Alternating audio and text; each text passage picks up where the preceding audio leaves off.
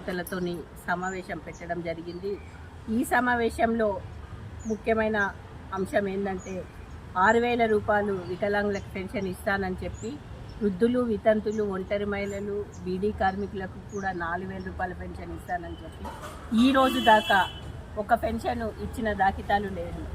ఎందుకంటే double bedroom కూడా GO వచ్చి 5% జీవో వచ్చి ఎన్నో సంవత్సరాలైనా కానీ ఈ రోజు దాకా డబల్ బెడ్రూము ఇచ్చిన దాఖితాలు కూడా ఎక్కడ కూడా కనిపించడం లేదు. అంటే వికలాంగులతో ఓటేసుకోనికి వికలాంగులు పనికొస్తారు కానీ ఇచ్చిన హామీ నిలబెట్టని సీఎం మరి ఎందుకున్నాడో తాడో పేడో తెలుసుకోనికే మేము ఈరోజు ఇక్కడ మీటింగ్ పెట్టడం జరిగింది. ఎందుకంటే ఈ రోజు దాకా ఏవి బ్లాక్ పోస్టులు కూడా ఇంత మట్టికి ఎక్కడ భర్తీ చేసిన దాఖితాలు లేవు. మళ్ళీ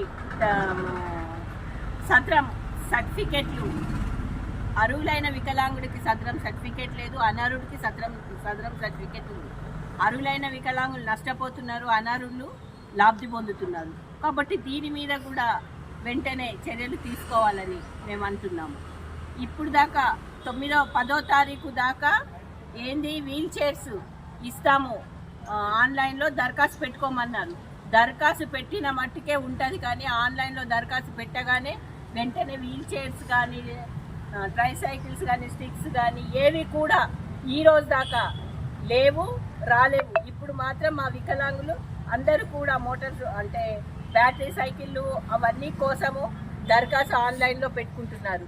అవి మాత్రం ఇవ్వకపోతే ఖచ్చితంగా మేము ప్రభుత్వానికే బుద్ధి చెప్పడానికి మేము సిద్ధంగా ఉన్నాము.